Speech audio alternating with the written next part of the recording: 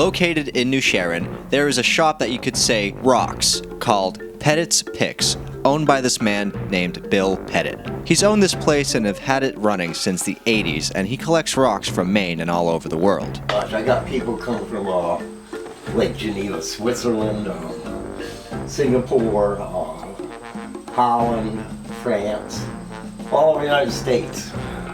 Then I got friends that go to Brazil, so I said, well, you got to bring me back a rock if you're going to Brazil.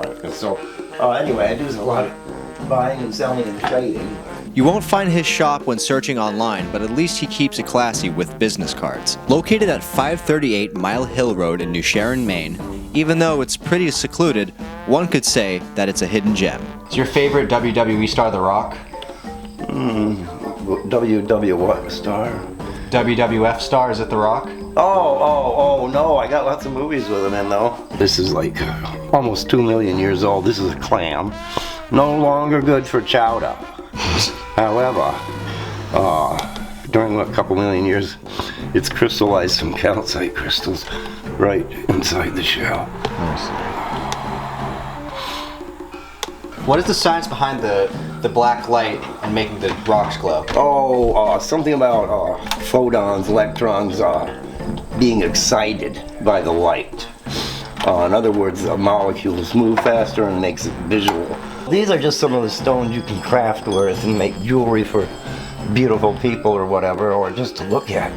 And these are opals. I get them in the rough from all over the world and get my jewelry out, but I don't keep it out in the open because I keep getting robbed and stuff. These are just some cut stones here. I'm getting kind of old to be faceting anymore, or going to mines, but I'll see what I can do. I'm not dead yet. So this one is from the Bennett Quarry. That's where the Rose of Maine was found, the largest pink beryl in the world.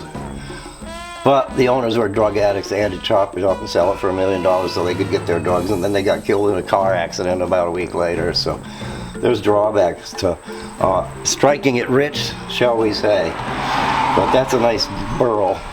This is called graphic granite.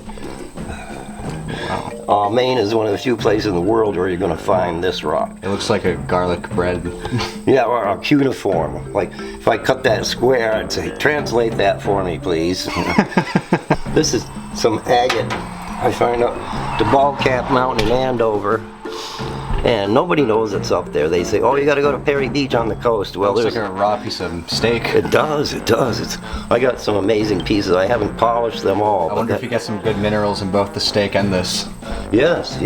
Bacon. Wow. Now I got to find an egg to go with it. Yeah, it looks like it has a lot of fat to it as well. Yeah. I sell rocks to supplement my income so I can have extra cat food in the winter. I think last year's store profit went to heat my house so I wouldn't freeze to death all winter. That's the rat called. I wonder how much is aged. It looks like aged cheese. Yes. A little whipped cream, you'd be all set. Oh, that's perfect. One thing I find really interesting that I learned recently, which is a new state of matter, and it's called vitreous. What do you think about a vitreous rock? Any opinions about that? Well, to me, it's like a state of matter where things are flowing. Now, well, they drill down the earth, 7 miles? Once they get down that deep, the rock becomes elastic. But it's like when you're reading about the Mayas and stuff. Well, or even the big rock at the wall of the Jewish Wailing Wall over in Israel.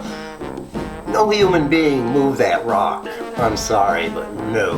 You mentioned that you said that God talked to you about sharing rocks. Do you remember that conversation and how long ago that was? Well, it's like, it's kind of personal. You're up in the woods all by yourself, and you're looking around and, oh my goodness, this is all God's creation up here. This is real. Religion's not going to save the world. It's going to take everybody. And I think God gave us the job to take care of our own planet here. God, the only thing God requested of us was to be happy. That's all.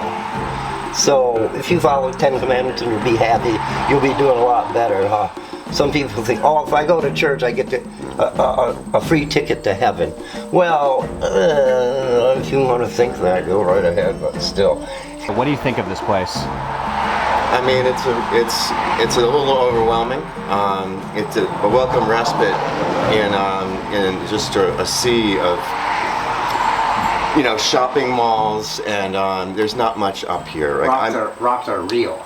Well, that's true, but Just like I'm looking for the real. I'm looking for the mom and pop shops, and so we drove by this. By the way, we're on our way to look for some thrift stores just to find some fun, true Maine possessions. In any case, when we drove by this, I pulled over and I turned around because I realized this is an authentic experience.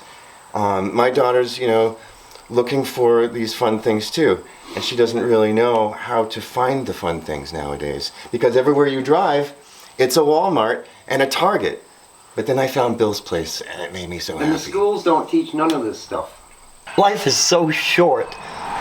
You got to figure out what you're here for, if you're here for anything, and go about making things better. That's about the only way I can explain that, because pollution's not going to stop unless you actually stop it yourself. There'll be times in your life when you can do things about stuff, and that's why you're here. People have to figure all that out.